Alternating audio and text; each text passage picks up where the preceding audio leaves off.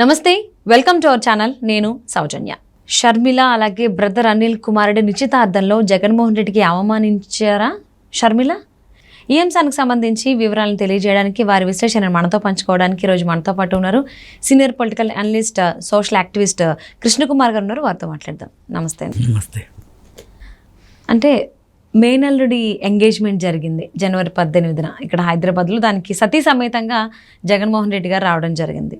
కానీ వచ్చిన తర్వాత జగన్మోహన్ రెడ్డికి అవమానం జరిగింది అనేటువంటి టాక్ వినిపిస్తోంది. అది కూడా షర్మిలానే చేశారు అనేసి. అంటే ఒకప్పుడని కాదు, ఈ మధ్యలో కూడా కావచ్చు, ఆయన వదిలిన బాణమే షర్మిల అంటున్నారు. అసలు అంతర్గతంగా ఏం జరుగుతోంది ఆ ఇంట్లో? ఏదైనా నిజంగా నిద్రపోయే వాళ్ళని ఎవరైనా లేపగలమండి. దొంగ నిద్ర నటించే వాళ్ళని మనం లేపలేము. ఇప్పుడు పరిస్థితి ఎట్లా ఉందంటే, అసలు వీళ్ళిద్దరి మధ్యలో నిజంగా వైరం ఉందా లేదా, ఏదైనా ఒక ప్రయోజనం ఆశించి వీళ్ళు నటిస్తున్నారా? ఏ ప్రయోజనం లేకపోతే నటించాల్సిన అవసరం లేదు కదా. అవును. ఏంటి అసలు ఆ నిజమా, నటన నిజమా, ఇదంతా వాస్తవమా, లేకపోతే ఇలా నటించడానికి ప్రయోజనం ఏంటి? ఇవన్నీ వీటికి సంబంధించి ఒక పెద్ద చర్చలు, వాదోపవాదాలు, తర్కించుకోవడాలు నడుస్తున్నాయి. అసలు ఇంకో 4 రోజులు పోతే మనకున్న మన సమాజంలో ఉన్న సహజ లక్షణం ప్రకారం బెట్టింగ్ మనకు ఒక లక్షణం. అసలు ఈ విషయం మీద బెట్టింగ్లు కూడా కాస్తారా అని అనిపిస్తుంది ఒక్కొక్కసారి. ఓకే. కానీ కొన్నిసార్లు చూస్తే నిజంగానే వీళ్ళు బాగా కొట్లాడుకుంటున్నారు అని అనిపిస్తుంది. నిజంగా కొట్లాడుకుంటున్నారు అనుకోవడానికి మనకు అనిపించింది ఏంటంటే, చాలా కాలంగా వీళ్ళు తాడేపల్లి వెళ్ళట్లేదు. షర్మిల తల్లి తాడేపల్లి ప్యాలెస్కి, పులివెందుల్లో కూడా కొంచెం మాటలు లేవు. తాడేపల్లికి అసలు వెళ్ళట్లేదు. మామూలుగా అయితే వెళ్ళొచ్చు కదా, వెళ్తారు కదా, మామూలుగా వెళ్ళట్లేదు. అక్కడ పులివెందుల్లో వైఎస్ఆర్ స్మారక చిహ్నం దగ్గర ఒకేసారి వెళ్ళడానికి ఇష్టపడట్లా. సమయాలు మారుస్తున్నారు, ఒక బ్యాచ్ తర్వాత ఒక బ్యాచ్ అట్లా ఉంటున్నారు. అసలు ఈ అనుమానం అంతా ఎక్కడ మొదలైంది అంటే, షర్మిల కూడా మొదట్లో బయటపడలా, గుంబనగానే ఉంది. తల్లిని ఎప్పుడైతే గౌరవ అధ్యక్షురాలుగా తొలగించారో అప్పటి నుంచి ఇంకా బయటపడిపోయి ఓపెన్గా మాట్లాడుకుంటున్నారు. అలాగే మొదటిసారి వైఎస్ వివేకానందరెడ్డి హత్య తరువాత ఈమె వాంగ్మూలం ఇవ్వాల్సిన పరిస్థితి వచ్చినప్పుడు, ఈమె ఇచ్చిన వాంగ్మూలం ఏదైతే ఉందో, వైఎస్ షర్మిల ఇచ్చిన వాంగ్మూలం, దీని వెనక ఆర్థిక కోణం లేదు, రాజకీయ కోణమే ఉంది అని ఆమె చెప్పడం దరిమిల ఏదో ఉంది ఇక్కడ అని అనిపిస్తుంది. ఓకే. అది మొదటిసారి అనుకున్నది అప్పుడే. ఆస్తులు తగాదాలు ఉన్నాయంట అని ఏదో కర్ణాకర్ణిగా వినడమే తప్పితే అనుకున్నది ఏమీ లేదు. దాదాపు 2.5 సంవత్సరాల పాటు ఇక్కడ లోటస్ పాండ్కి కూడా ఆయన రాకపోవటము, వీళ్ళు అక్కడికి వెళ్ళకపోవటము, ఇదంతా కనిపిస్తూనే ఉంది. పైగా ఈవిడ మాట్లాడిన మాటల వల్ల ఈమె ఎవరి వైపు ఉంది, సునీత వైపు ఉంది అనేది అర్థమైపోయింది. అర్థమైపోయి మా నాన్నకి ఎంత ఇష్టమో మా బాబాయికి కూడా నేనంటే అంతే ఇష్టం అని చెప్పి ఆవిడ చెప్పటం కూడా జరిగింది. మరి సునీత అంత నిర్ద్వందంగా అక్కడ పరిస్థితుల గురించి, దీని వెనక ఎవరున్నారు ఏంటి అనే దాని మీద అంత నిర్ద్వందంగా చెప్తున్న సందర్భంలో ఈమె సునీత వైపు మాట్లాడుతుంది. పైగా సునీతను ఖండించట్లేదు అంటే గనక ఈమె ఎవరి పక్షం అనుకుంటారు? సునీత పక్షం అనే అనుకుంటారు. సునీత పక్షం అంటే ఏంటి? జగన్మోహన్ రెడ్డికి వ్యతిరేకమనే కదా. అవును. ఇప్పుడు ఏ అవినాష్ రెడ్డి గురించి అయితే, ఏ అవినాష్ రెడ్డిని అయితే జగన్మోహన్ రెడ్డి చంకలో పెట్టుకుని కూర్చున్నాడో, ఆ అవినాష్ రెడ్డే కారణము అని చెప్పి వాళ్ళందరూ అంటున్నప్పుడు, నిజంగా జగన్మోహన్ రెడ్డి పక్షమే గనక వైఎస్ షర్మిల అయ్యున్నట్లయితే గనక ఈ కూటమిలో చేరదు కదా. ఇక్కడ 2 వైరపక్షాలు ఉన్నాయి, ఖచ్చితంగా ఎస్టాబ్లిష్ అయిపోయినాయి. ఈ అయిపోయిన వైరపక్షాల్లో ఎవరు ఎటువైపు ఉన్నారనే దాన్ని బట్టి వాళ్ళ శత్రుత్వం ఎంత అనేది బేరీజు వేయొచ్చు. పైగా ఏ సందర్భంలోనూ ఆవిడ వెనకడుగు వేయట్లేదు సునీత. అవును. అలాగే వీళ్ళు అవినాష్ రెడ్డిని వదులుకోవటానికి వీళ్ళు ఇష్టంగా లేరు. ఎవరు? జగన్మోహన్ రెడ్డి వాళ్ళు ఇష్టంగా లేనప్పుడు, పైగా తాజాగా సిబిఐ వాళ్ళు అరెస్ట్ చేయడానికని వస్తే ఏం చేశారు? డీజీపీ మేము అక్కడ ఇవ్వలేము, సెక్యూరిటీ ప్రాబ్లం వస్తుంది, అల్లకల్లోలం అయిపోతుంది, మీకు హెల్ప్ చేయలేము అన్నట్టుగా చెప్పేశారు. మీ సిబిఐకి సహాయ నిరాకరణ చేశారు. అవును. ఈ సహాయ నిరాకరణ చేస్తే గనక నిజంగా జగన్మోహన్ రెడ్డి గనక చట్టం తన పని తాను చేసుకుపోతుంది అనే ఉద్దేశం గనక ఉంటే గనక అదనపు బలగాలను రప్పించో లేదంటే కేంద్ర ప్రభుత్వంతో సంప్రదించి ఇంకొన్ని బలగాలు తెప్పించుకునో చేసేవాడు కదా. అంటే ఆయన దొంగలకు నీళ్లు మోస్తున్నాడు అనేది అర్థమవుతోంది, క్లారిటీ వస్తుంది. అవును.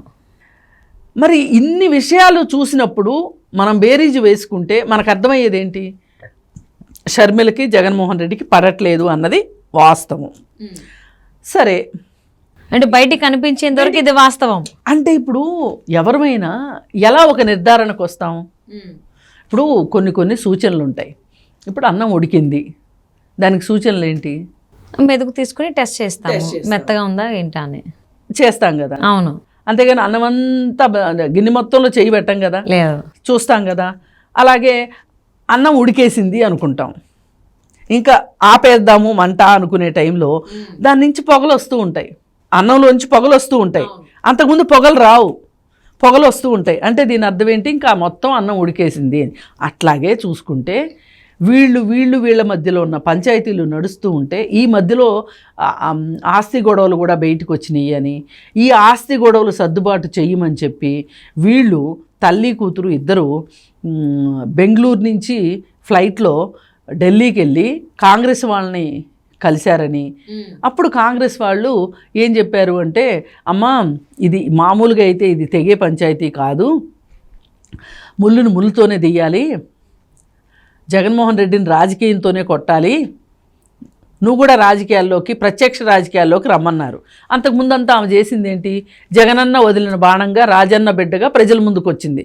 అంతేగాని ఆమె సొంత ప్రయోజనం కోసం ఆమె ఏ రోజు వచ్చింది కాదు.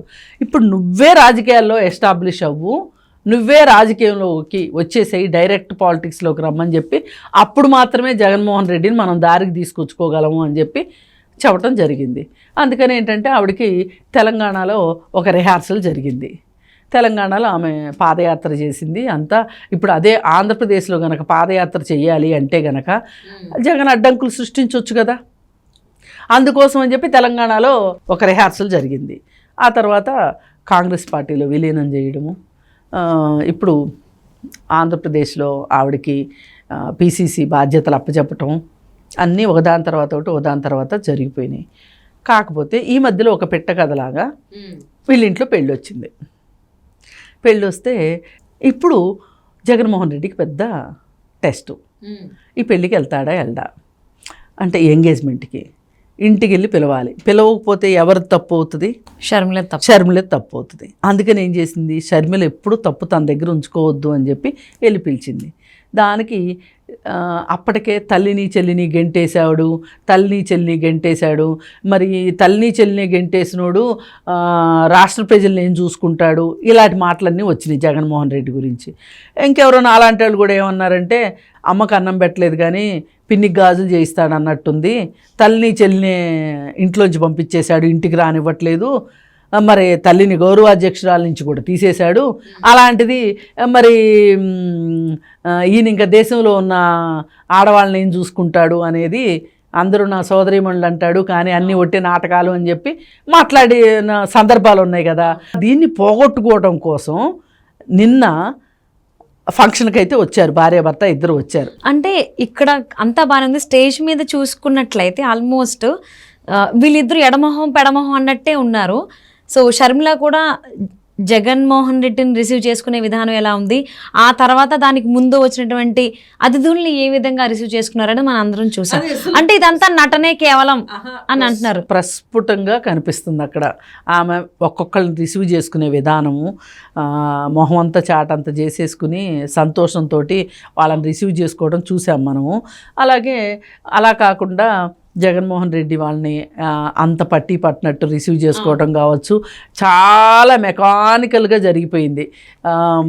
ఎవరో ఒక మామూలు గెస్ట్ వస్తే కనుక, అంటే సొంత అన్న వచ్చినట్లుగా కాకోకుండా, అసలు మామూలుగా అయితే ఎంత ముఖ్యమంత్రి అయినా ఆయన అతిథిలాగా రావాల్సిన అవసరం లేదు. నిజంగా ఆయనకి అంత ఇష్టమే ఉంటే ముందే రావచ్చు. సో ఇదంతా నిజంగానే వాళ్ళిద్దరి మధ్య విభేదాలు ఉన్నాయంటారు, అన్నా చెల్లెల మధ్య. ఇవన్నీ చూస్తుంటే అట్లాగే కనిపిస్తుంది. కాకపోతే వీళ్ళ విభేదాలు తారాస్థాయికి చేరి అసలు నిజంగానే వీళ్ళిద్దరు ఈ మాదిరిగా కొట్టుకుని చేస్తున్నారు. ఇప్పుడు రాజకీయ ప్రత్యర్థులు అని నిరూపిత అవ్వాలి అంటే ఏం జరగాలి అంటే, ఇప్పుడు రేపొద్దున ఇప్పుడు ఈయన ఎట్లా అయితే ప్రజల ముందు చెల్లికి నాకు అంత వైరం లేదు, నేను నా చెల్లిని అంత దూరం చేసుకోవాలనుకోవట్లేదు అని ప్రపంచానికి చాటడం కోసం ఈ ఫంక్షన్కి వచ్చాడు కదా, కనిపించారు కదా, వచ్చారు కదా. అట్లా కాకుండా అసలు నిజంగా వీళ్ళకి వైరం ఉంది అని ప్రపంచానికి అర్థం కావాలంటే ఒకటే జరగాలి, వీళ్ళిద్దరూ ఒక చోట నుంచి పోటీ చేయాలి. ఓకే, సో మరి పులివెందుల నుంచి వీళ్ళిద్దరూ కాంగ్రెస్ పార్టీ తరఫు నుంచి పులివెందుల నుంచి వైఎస్ పోటీ చేయాలి. ఓకే, అక్కడ జగన్మోహన్ రెడ్డి పోటీ చేస్తాడు, పోటీ చెయ్యాలి. చేస్తేనే అప్పుడు అసలు నిజంగా వీళ్ళిద్దరికీ పూర్తిగా ప్రత్యర్థులుగా ఉన్నారు వీళ్ళు రాజకీయ ప్రత్యర్థులు. ఇప్పుడు కుటుంబంలో తగాదాలు అంటారా, ఉంటాయండి, ఆస్తి తగాదాలు ఉంటాయి. కానీ రాజకీయ విభేదాలు వచ్చేటట్లు ప్రత్యర్థి పార్టీలు అయ్యేటట్లుగా ఉండాలని కోరుకోరు ఎవరైనా సరే. కానీ అక్కడ దాకా ఇక్కడ విషయం వచ్చేసింది అంటే వీళ్ళు పూర్తిగా బద్ధశత్రువులుగానే ఉన్నట్లు లెక్క. రేపొద్దున రాజన్నకి వారసురాల్ని, అందుకే నేను కాంగ్రెస్ పార్టీలో ఉన్నాను అని ఈమె కాంగ్రెస్ పార్టీలో చేరడం వెనక వాళ్ళ ఉద్దేశం అదే. సో తప్పకుండా కృష్ణకుమార్ గారు, మరి నిజంగానే ఈ అన్నా చెల్లెల మధ్యన అగాధాలు ఏర్పడాలి, వాళ్ళిద్దరు విడిపోవాలని మనం కోరుకోవట్లే, ఎవరూ కోరుకోం. ఎవరైనా కానీ రక్త సంబంధం ఉండాలనే కోరుకుంటాం. ప్రజెంట్ ఇప్పటి వరకు ఏంటంటే అన్నా చెల్లెల మధ్యన ఆస్తి తగాదాలు ఉన్నాయని, కుటుంబ విభేదాలు వచ్చాయని విన్నాం. కానీ అది రాజకీయం కూడా పెరిగిందా అంటే పెరిగినట్టు కూడా వాళ్ళు చేసే ప్రవర్తన అలాగే కనిపిస్తోంది. ఒకళ్ళొక పార్టీలు ఇంకొకరు జాతీయ పార్టీలో ఉండడం వల్ల. సో మీరన్నట్టు ఈ విభేదాలు అనేవి నిజం అనేటువంటిది తెలియాలి అని అంటే ఇద్దరు మీరన్నట్టు పులివెందుల నుంచి కనుక పోటీ చేసినట్లయితే ఓకే, అన్నా చెల్లెలు ఇద్దరు గొడవ పడుతున్నారు అనేది ఒక క్లారిటీ వస్తుంది. కానీ ఇప్పుడు రెండు వినిపిస్తున్నాయి మనకు మాటలు. కొంతమంది ఏమో నటిస్తున్నారు అని అంటున్నారు అన్నా చెల్లెలు, ఇంకొంతమంది నిజంగానే గొడవలు పడుతున్నారు అంటున్నారు. సో రాబోయేటువంటి రోజుల్లో తెలిసిపోతుంది కాబట్టి వేచి చూద్దాం. Thank you so much for spending your valuable time with us, Krishna. Thank you.